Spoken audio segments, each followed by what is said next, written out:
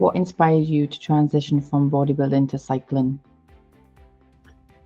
Great. So I was never inspired to make a transition from bodybuilding to cycling. What happened is when I started my bodybuilding journey, it was all because I wanted to achieve a particular look.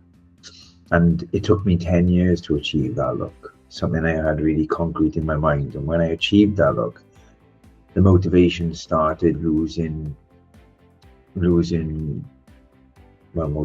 I started losing motivation. I already obtained what I set out, but I kept competing because that's kind of all I knew. I enjoyed competing, but I knew that I wanted to find another sport. And I looked around, I was thinking of any sport, and it wasn't. I looked to cycling as a different sport I could do. I was invited to do some cycling with a friend after coming away from bodybuilding, although still training for many years.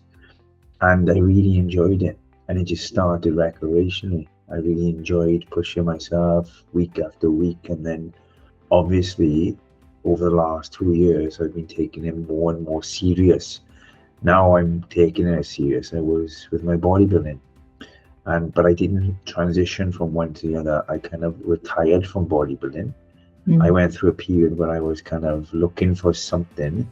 I found cycling, and cycling is exactly what I need for this position in life, where I want to be fitter, leaner, lighter, more athletic. And I don't want to be big and bulky anymore. I just want to be fit. Enjoying being lighter.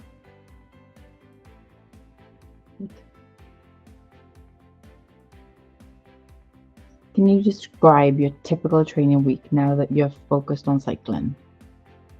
Yeah, so it usually starts on Monday, but Monday is an active recovery week because the weekend, active recovery workout, because the weekend I have long workouts. So I do a 60-minute kind of easy spin, usually on the indoor trainer on a Monday, but then I would do a strength and conditioning workout on Monday as well, where the main focus is on legs, core, and just some functional upper body movements to improve my posture.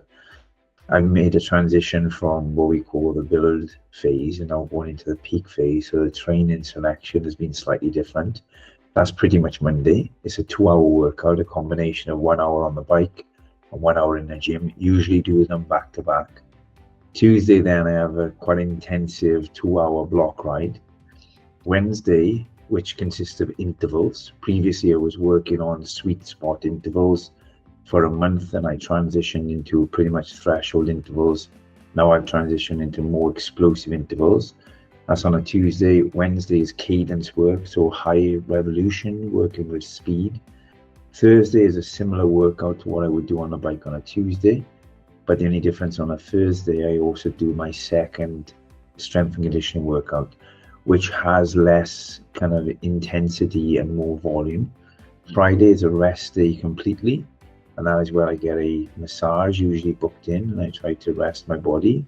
Saturday is a long endurance ride, 4 to 5 hours of a zone 2, so an easy but long ride.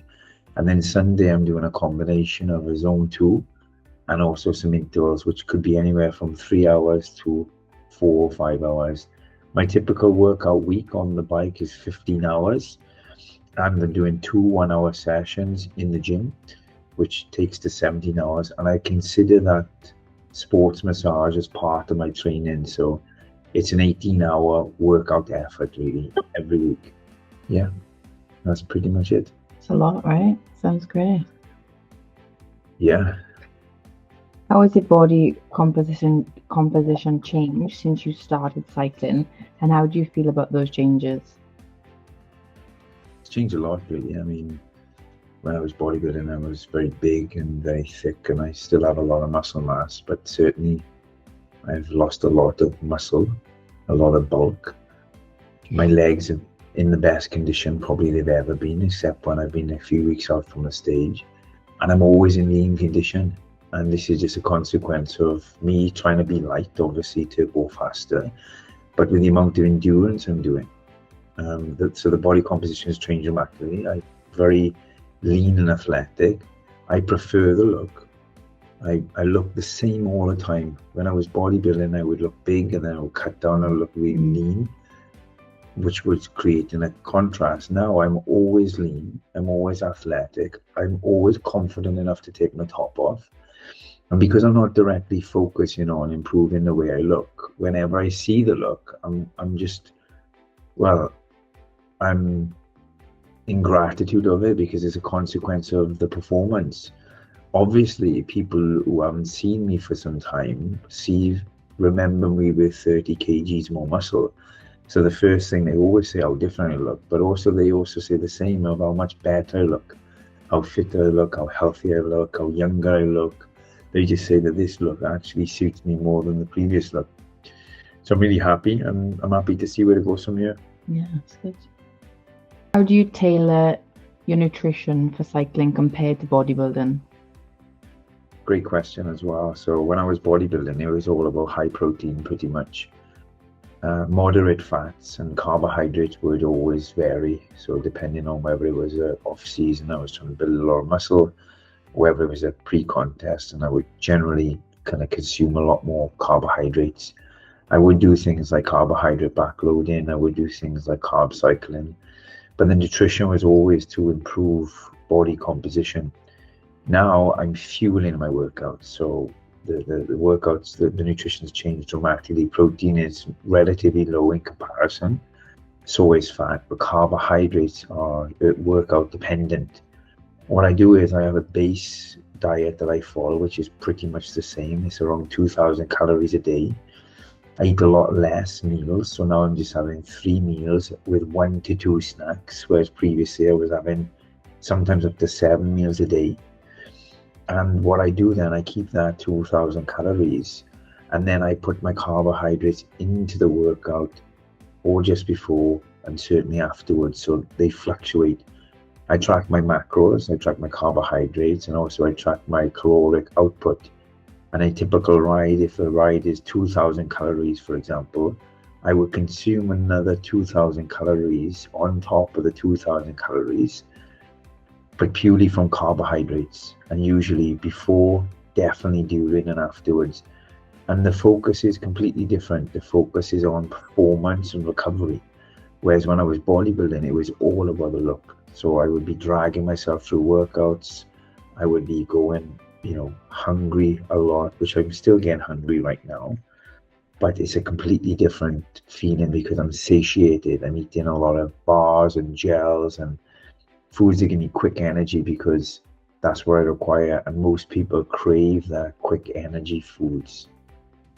Yes, interesting, right? Yeah. Can you share your pacing strategy for your cycling event? Yeah, so I've been busy the last couple of months and I've been training very hard. It was only until I was on the flight to the UK where I could sit down and really look at the course. Obviously, I know the distance, I know the hills, but I really worked out, okay, what is the hill percent? How long roughly am I going to be on the hill for? How many hills are there in the workout? What type of accumulation effects are going to have on my body? I know my certain numbers, like what I could hold for 1 hour, what I can hold for 2 hours, what I can hold for 5 minutes. So I was looking at every single kind of hill and deciding what pace I would be at. So what we're going to do, and I say we because I also have a cycling coach that bounces back and forth ideas. I mentioned previously I was doing a lot of sweet spot training, and for those that don't know, sweet spot is around 88 to 94% of your maximum effort that you can hold for 1 hour. So I built a lot of adaptation in this phase. So most of the hills I'm going to be doing, I'm going to be working in this sweet spot zone, which is around 270 maximum, between 250 and 270 watts. So I'm going to hold my sweet spot. There are many spikes within the hills. So as much as you have a climb, you might have a spike. And what we're trying to do is not go over VO2 max. And for me, a VO2 max wattage would be around 370 watts. So whenever I can, try to resist going over VO2 max, anything less, anything more than 30 seconds. Now that's the way we've strategized it. There's 8 big climbs. The kind of last 2 are the most challenging, really.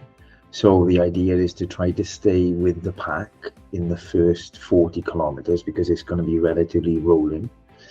And then once the hills start, stay within that sweet spot, 88 to 94% of FTP. Climb over the hill, power over the hill, then freewheel down to recover. Freewheel as much as I can to recover. And then on the last two hills, certainly on the last one, go all out. Whatever I've got left in me, push above threshold, give everything I have.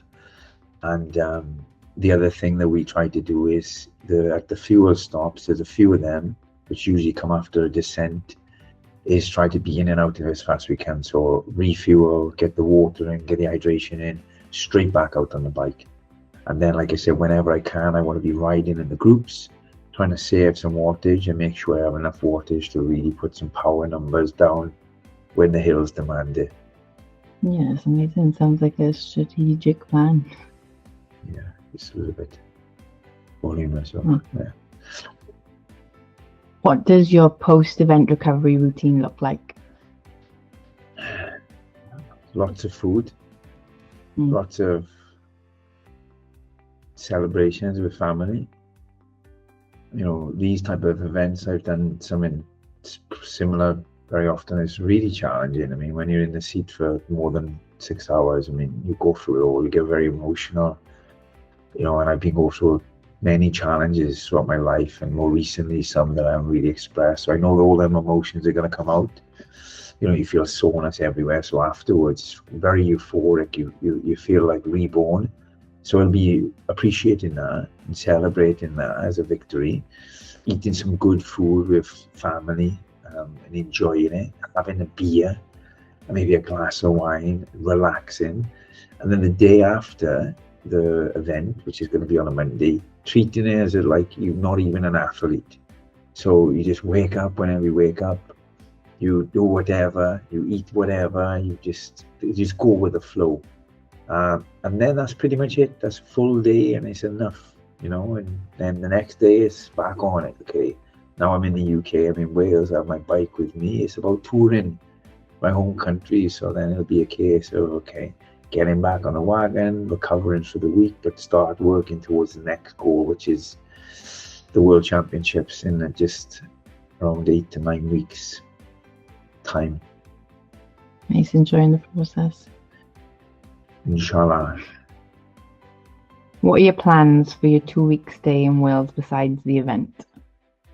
Yeah, so definitely catch up with some family and friends. Enjoy the country. It's a beautiful country. Enjoy, everything it has to offer. Reminisce on all the memories that this place that I was brought up in has to offer. Lots of cycling. Like I said, I have my bike. We're not far from Brecon Beacon, so just admiring where I am. Doing some work. We have many new clients starting with us, so there's a lot of program designs that need to be in place. Current clients are going to need some adjustments to their plans. It'll be the case of there's potentially a speaking opportunity where I can go into the community and talk about my past experience and promote my book a little bit. Work on a couple of programs that we have been working on. Now I have the time. And then it's a case of just going with the flow. It is a vacation / kind of deload from work. But I know whenever I take the foot off, whether that's through training or through work or just through things that really take my energy, I get very creative. So I'm sure that during this period, there'll be a lot of creative ideas. I got 2 books that I want to read or start to read. And there'll be a lot of spark new ventures that will come from this one. Yeah, just what you need. Yeah. What are your training and travel plans for the rest of the year? So, like I said, 2 weeks here in the UK. Catch up with friends, family, do a lot of cycling. Although I can't really plan too much cycling here, as in like program design, because there's a lot of hills and etc. It's just a case of going out and having an objective. When I go back to Dubai, obviously it's going to be really challenging in the heat. I have a few weeks in Dubai where I'm going to be training. As I mentioned, I was doing a kind of a build phase, working on sweet spot and threshold. Now that we're working towards the World Championships, which is in 8 weeks, training on the bike will get a lot more explosive. There'll be a lot more VO2 max and sprint sessions. Training off the bike will be more functional, so there'll be explosive step-ups and even transition into things like burpees and mountain climbers. Between now and between the World Championships, I have a week in France, which is 2 weeks before the World Championships. So I'll be going to France and riding all the iconic Tour de France routes, not all of them, but 6 of them, with a cycling holiday company. So that'll give me some really good training, but also what it's going to do is going to spark new inspiration, because I'm going to be around a lot of riders with a lot to offer, so I'm going to absorb that. And then it's a case of going to the World Championships with my family 1 week before the event, enjoying Denmark, and pushing as fast as I can and as hard as I can. The World Championships is going to suit me more because of the way the course is run. Obviously, I'm not going to win the event, but what I will do, same as the event tomorrow, I will empty myself and I will give everything I have to be the best I can be on that day. And that's going to take me up until September, and then it's race season. And then I'm racing for a Revolution cycling team. We have a good group of guys and a good group of girls or women. And we will start working towards strategies, working towards the Spinnies here in Dubai, and many other races are going to run all the way through until February. The calendar last year, I think I did around 15 races, even more within that period. I don't plan to travel, really, I don't think so. But I plan to do a lot of races here in the UAE, and just to beat my previous time and to become more of a contender for the podium. Nice, it sounds busy and exciting. How do you manage to fit in your training while running CWPT company and coaching clients? Yeah, I get up very early. That's the first thing. I find when I get up very early, and usually it's earlier than most people get out of bed, I can get a lot of bulk of my training done. Even if I start work very early, I can get home early, or even if I get home late, but that's kind of how I do it. I get up early, I train, I have a clear focus. It gives me some good clarity, it gives me some good motivation, some good energy. And then I go into my business and I give the business the same effort. I push as much as I can. I look at where areas of weakness. I observe what I need to work on, what's working and what's not. I service my clients. I make sure everything is working in the background. And then I try to be the best father and the best husband I can be. I try to balance that time also with 3 very important things in my life, and that is my fitness, my business, and my family. And I try to balance that out by getting up early, pushing hard, not making an excuse, getting up, getting on it, and ticking all the boxes and making sure I have good integrity, and I stick to my own core values, and I stand by my word and my commitment. It's not easy, but I wouldn't do it if it wasn't easy, because I'm a hyper-performing individual. I need that stimulation, I need that chaos, I need that challenge. A lot of dedication. Yeah. What challenges have you faced during the transition, and how did you overcome them? Yeah, good question. The biggest challenge, I guess, was kind of letting go of something that I was attached to for so long, and that was the way I looked. The way I looked was a big part of my kind of identity.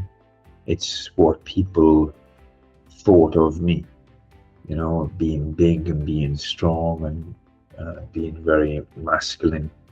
So, it took me some time to come to terms with not training in a way that would maintain that look. And I remember speaking to my previous coach at the time, and because obviously my business has a direct on how I'm visually perceived, that there might be a bit of a issue with how people will see me. And you could say that that is the case. You could say that that will definitely affect you, but you have to stay true to where your passion lies. The other thing which came after that, however, was training. I love weight training, and I'm not doing, well, a fraction of the weight training I did. All my training now, as much as I'm still a big guy, I still have a lot of muscle. A lot of my training is all about performing on the bike, and I train maximum of twice a week, and sometimes even once a week, and sometimes I can go without doing any weight training in a week. So giving that up was challenging. And then I've come to terms with the fact that I'm lifting a lot of weights because I do have clients, so I'm passing weights up. My body looks good. And like I said, the number one focus for me is to be stronger on the bike, be fitter on the bike, be fast on the bike. However, I am mindful that I need to keep my body in good shape and be strong to pick up my son and to run around. The other thing which has been a challenge as well is the time. It's the endurance sport compared to bodybuilding. I mean, bodybuilding, if you know how to train, and I know how to train, if you know how to really stimulate the muscle, you can achieve the workout you need in 30 minutes, even less. You can go in and hit it like an hammer, and you can really stimulate growth. And you could do that 4 times a week, 5 times a week. Dorian Yates and Mike Mentor, they were very known for low volume, high intensity, and it does really work if you know how to do it. But with endurance, especially because I come from more of an anaerobic type of workout, I got to do hours, like 15 hours I'm doing, and that's not even half as much to what some of the top elite endurance athletes are doing. So that's challenging. That's giving up time, because there's been many times when I've been out cycling for 5 hours and I think, I'm not good with my family, I'm not making money for my family, I can't read I'm literally on the bike. But it's rewarding, and it gives me more focus, more energy. It becomes an asset to my day as much as I'm spending my time and I'm giving up some things I love. In return, I'm receiving things that I actually love more, and I'm gaining more direction with my time. Getting that endorphin kick. Yeah. What drives you to maintain such a high level of fitness and dedication to training? I've been thinking about this question for some time, because I realized that, everybody is different, of course, but I do see a big difference in how I am wired compared to a lot of people, not all, but compared to a lot. And I've been asking myself, where does this drive come from, and where does this motivation come from? And I still don't know really, but it's within me. It's something that, I don't do it for any reason apart from to do it, and that could make no sense at all. But I'm not motivated by an end result. I simply love challenging myself physically. I love going into myself and exploring depths of pain and suffering and seeing where my limits are. And the experience is it's almost like time slows down. I guess you could relate it to like a near-death experience. You're right on the cusp of what you're capable of doing, like whether that's in the gym lifting or swimming or biking or whatever. And there's a period where you become detached from it, and you just like an observer of this flow. It's a state, and it's just incredible. And I'm driving for that all the time.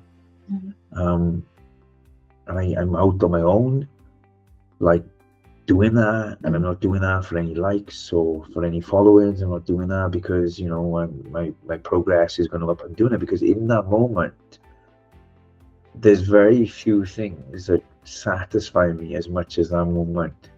So that's what fuels the drive. It's that feeling that I get from that intensity, the process and the push. Yeah, I love it. How do you stay motivated during tough training periods or setbacks? I just get on with it.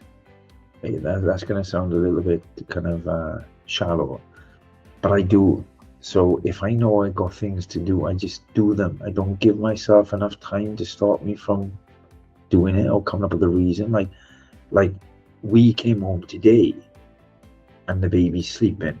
Now I could do with a rest. I could do with relaxing, but I know I had to do things later. So what I did, I just did them straight away. You know, I went out and I put the stickers on the bike and I got my stuff together and I started preparing and putting the bike in the car and all these things because I knew, okay, they need to be done. And that's how I treat it. Sometimes I'm tired. Sometimes I don't want to do something. Sometimes I want to postpone it till later. Sometimes I want to stop it altogether, but I just do it. I don't give myself enough time to give myself a reason why not to. You know, there's two different types of people. There's a person that will go to an edge of a cliff, look down, take a couple of steps back, and then really psych themselves up to jump. And sometimes they won't even jump. There's another person, which is like me, that is going to jump down, so I don't even look. I don't go to the edge, I just walk to the edge and jump. Because if I want to go down anyway, I don't give myself a reason to stop me. So if I need to get stuff done and I have to get stuff done, I just get it done. It's as simple as that, really. No setbacks, no fear. No risk, no reward. Yeah. What advice would you give to someone looking to transition from bodybuilding to another sport? Well, first I would say why. Because, you know, the grass is not always green on the other side. It's greener where you water it. And the first I would say, what's the reason why you want to transition? Like, and what are you believing behind when you make that transition? Like, have you made ends meet? Have you achieved what you wanted to? Have you come to terms with whatever level you was at? You know, what is the reason, first of all? And I do feel like that you need to move from one thing to another, whatever it is, smoothly, and it needs to be a fresh start. You know, for me, I achieved a lot in bodybuilding. I mean, I was never a professional bodybuilder, but I created such a look, and you know, I changed my body dramatically, and I trained intensely, and I loved it. I lived it. It was my life. And when I was in that moment, I never thought that I would not be doing bodybuilding. I thought I'd be doing it all my life. And it wasn't like I got bitter with bodybuilding. It wasn't like, you know, I got injured and I had to find something else. It was a case of it. I achieved what I set out from it. I looked the way I wanted to. It fed me. It gave me everything I need. It's just I wanted something different. And I wanted something that I could start completely from the bottom in. So I wanted to do something that I would start all over again, you know, and I've done that. I've gone from very explosive training to more endurance. So it's like the curve now is on the way back up. It's not where it will go. It'll be a lot higher. You know, so why are you making that transition in the first place? You know, that could be somebody transitioning from a sport because it's not quite working out and they feel like that they would have a better advantage in something else. Well, I don't think that should be the reason why you start anything. The reason why I started lifting weights wasn't because I wanted to be a bodybuilder, as in like competitive. It was, I enjoyed lifting weights. I enjoyed seeing my body change. Then I would say, you know, make sure it's conducive to where you currently are. You know, one of the other reasons I came away from bodybuilding is I realized the way I was training, because I love to train. I love to push myself. Pushing myself with that amount of weight over and over, year after year, is going to have a detrimental effect on my body. So it's like, okay, I've done that long enough. I know that whatever I do next has to be more conducive with longevity. And it has to be less risk of injury, because the other reason with not wanting to continue to lift a lot of weight is not wanting to get injured, slipping a lower back or ripping a pec and these things. So make sure it's where you're at and try different things. Don't set yourself on just one thing, go and see where your talents lie, see what tickles your fancy, play, try everything, and then you might find that you've always had talent in an area. And I do feel like that with the cycling for me personally. I mean, there's something about me being on a bike, I just feel built to do it. And I don't know if it's come from the training I've done previously with bodybuilding, but it just feels right. I got a good connection with the bike, and I've been cycling very long. I got good power in my legs. I can feel things, and it feels right. So, as much as I just started doing it because I enjoyed it, what came out of it after some time is I realized that, I'm pretty okay at this fairly early. So let's see where I can take it now. So, like, the advice would be look around, enjoy some stuff, don't rush into anything. The bodybuilding is very demanding. It requires a lot of discipline. So have some fun first. Don't dive into something that's so intense again. Give yourself some breathing space. Let things unfold. Find something you get excited about. Yeah. What role does community and support play in your training and business? Yeah, that's a great question.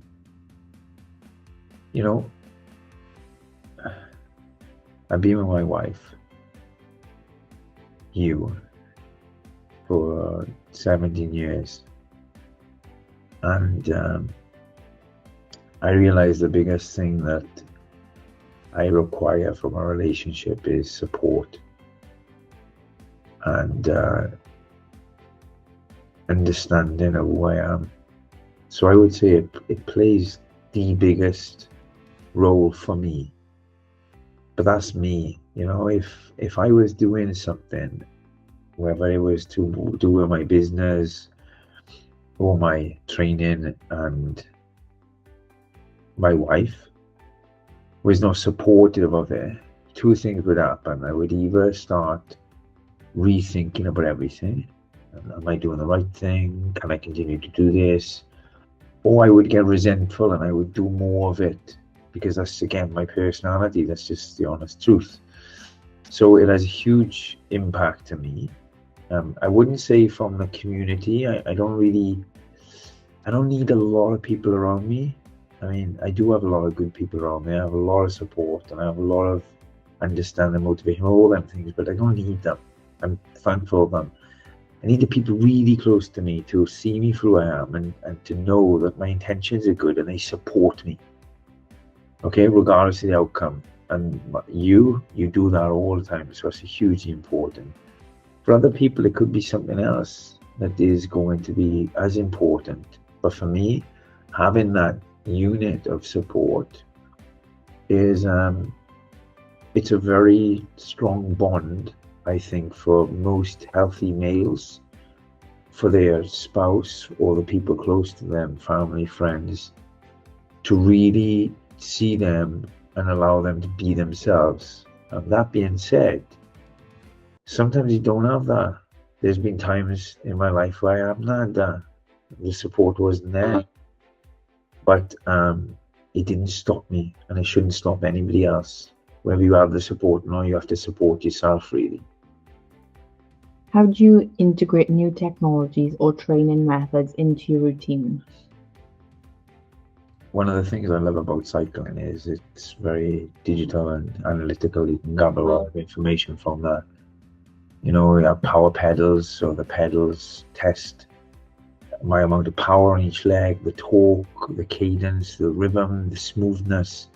I have a heart rate monitor on, I have a GPS on, so I can track my speed, my distance, and there's so much data I can extract for that. We use integrated software, so everything just comes through and we can look at everything. So I also use other sophisticated softwares to track my macros and my calorie count.